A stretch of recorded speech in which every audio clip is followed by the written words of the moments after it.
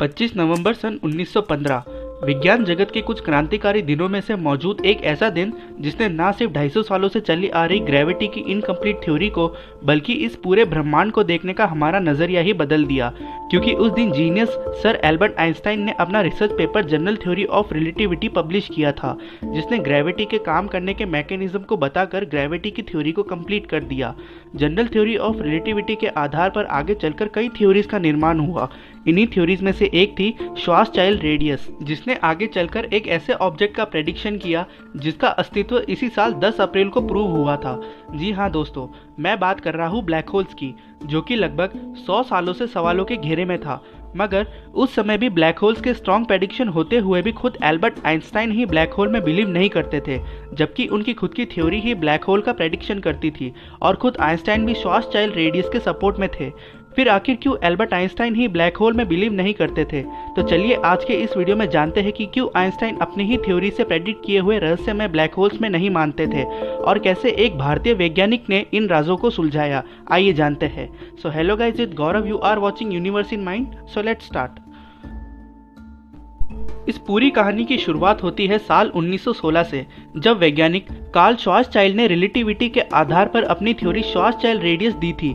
अगर आप श्वार्ज़चाइल्ड रेडियस के बारे में नहीं जानते तो मैं आपको बता दूं कि यह किसी भी ऑब्जेक्ट का वो मिनिमम रेडियस होता है जिससे छोटा होने पर उस ऑब्जेक्ट से लाइट भी बाहर नहीं जा सकती, क्योंकि उस ऑब्जेक्ट का रेडियस लगातार घटता जाता है जबकि उसके मास पर कोई भी इफेक्ट नहीं होता, जिस कारण उस ऑब्जेक्ट की डेंसिटी बहुत ज़्यादा हो जाती है।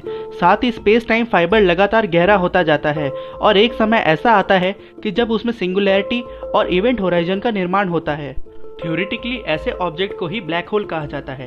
एग्जाम्पल के लिए हमारे सन का श्वार्ज़चाइल्ड रेडियस 3 किलोमीटर होता है, यानी कि हमारे इतने बड़े सन को अगर हम कंप्रेस करके सिर्फ 3 किलोमीटर के एरिया में सीमित कर दे तो सन एक ब्लैक होल बन जाएगा जिसकी अपनी सिंगुलैरिटी और इवेंट होराइजन होंगे। मगर एल्बर्ट आइंस्टाइन इस बात को नहीं मानते थे।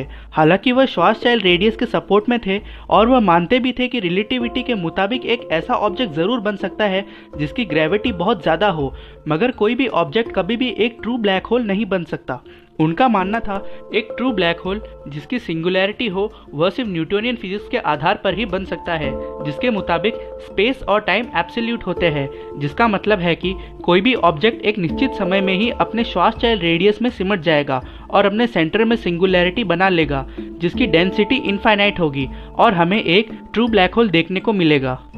पर रिलेटिविटी से हमें यह पता है कि स्पेस और टाइम एब्सोल्यूट नहीं बल्कि रिलेटिव होते हैं और स्पेस टाइम पूरे यूनिवर्स में एक फाइबर की तरह होते हैं जिस पर हमारे सभी प्लैनेट और स्टार रखे होते हैं, और जो ऑब्जेक्ट उस फाइबर में जितना ज़्यादा अंदर धंसा होता है उस ऑब्जेक्ट की ग्रेविटी उतनी ही ज़्यादा होती है। साथ ही साथ अलग अलग फ्रेम ऑफ रेफरेंस में मौजूद ऑब्जर्वर के लिए समय के बीतने की गति भी अलग अलग होती है। अब क्योंकि ऑब्जेक्ट लगातार कोलैप्स हो रहा है, इसीलिए वह ऑब्जेक्ट स्पेस टाइम फाइबर के भी लगातार अंदर जाता जाएगा और उसकी ग्रेविटी भी लगातार बढ़ती जाएगी। तब वह ऑब्जेक्ट इतना डेंस हो जाएगा कि खुद लाइट भी उस ऑब्जेक्ट के बाहर नहीं आ पाएगी। अब क्योंकि लाइट हम तक पहुंच ही नहीं पाएगी तो हमारे लिए यह कहना इम्पॉसिबल हो जाएगा कि वह ऑब्जेक्ट एक निश्चित समय में ही एक ब्लैक होल बन चुका है, बल्कि हमें ऐसा लगेगा कि उस ऑब्जेक्ट को ब्लैक होल बनने में इनफाइनाइट टाइम लग रहा है, इसीलिए ब्लैक होल कभी नहीं बनेगा। हम किसी भी ऑब्जेक्ट को बस उसके श्वार्ज़चाइल्ड रेडियस तक ही कोलैप्स कर सकते हैं। अगर आप अब तक इसे नहीं समझ पाए तो चलिए इसे एक आसान से उदाहरण के द्वारा समझ लेते हैं। हमें पता है कि लाइट की स्पीड हमेशा कांस्टेंट होती है और दो अलग अलग फ्रेम ऑफ रेफरेंस या अलग अलग दूरी पर खड़े ऑब्जर्वर को भी वह घटना अलग अलग समय पर ही दिखेगी। अब मान लीजिए दो ऑब्जर्वर है जिनमें से पहला ऑब्जर्वर मैं हूँ जबकि दूसरे ऑब्जर्वर आप है। अब अगर मैं उस ऑब्जेक्ट में मौजूद हूँ जो लगातार अपने सेंटर की ओर कोलैप्स हो रहा है और उस समय मैं उस ऑब्जेक्ट को उसके सेंटर में कोलैप्स होते देख रहा हूँ और आप अर्थ पर इसी घटना को टेलीस्कोप की मदद से देख रहे हैं, तब हम दोनों ऑब्जर्वर का फ्रेम ऑफ रेफरेंस अलग अलग होने के कारण हमारे लिए समय भी वैसे ही बीतेगा।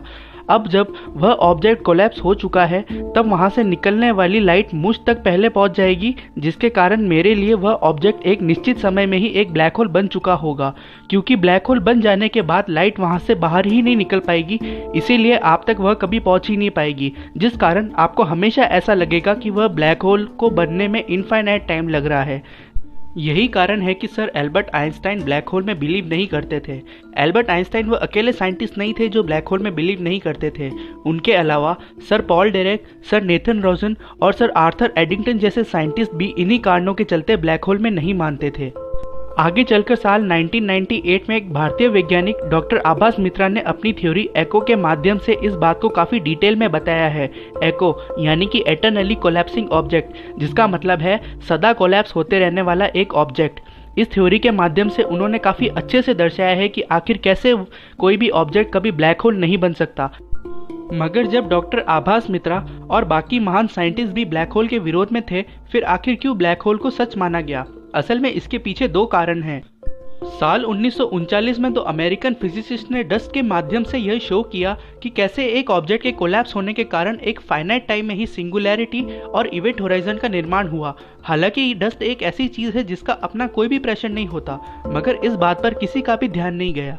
उसके बाद साल 1965 में उस समय के जाने माने फिजिसिस्ट सर रॉजर पेनरोज ने ग्रेविटेशनल कोलैप्स को स्टडी करने के दौरान मैथमेटिकली ये प्रूव किया कि अगर कोई ऑब्जेक्ट लगातार कोलैप्स करता है तो वह एक फाइनाइट टाइम में ही सिंगुलैरिटी बना लेगा। साथ में वह एक ऐसा वन वे ट्रैप डोर की बाउंड्री बनाएगा जिससे खुद लाइट भी वापस नहीं आ सकती। ये इवेंट होराइजन का कॉन्सेप्ट था। यह कॉन्सेप्ट मैथमेटिकली सही प्रूव हुआ। इस कारण ब्लैक होल को हमने मान लिया। ब्लैक होल सच में होते हैं या नहीं, यह सवाल तो हमेशा बना रहेगा। मगर आप इस थ्योरी के बारे में क्या सोचते हैं, कमेंट करके ज़रूर बताइएगा। अगर यह वीडियो पसंद आई तो इसे लाइक और शेयर ज़रूर कीजिए। यूनिवर्स की कई इंटरेस्टिंग बातों के लिए चैनल को अभी सब्सक्राइब कर लीजिए। मैं आता रहूँगा यूनिवर्स की कई इंटरेस्टिंग बातों के साथ। तब तक के लिए गुड डे।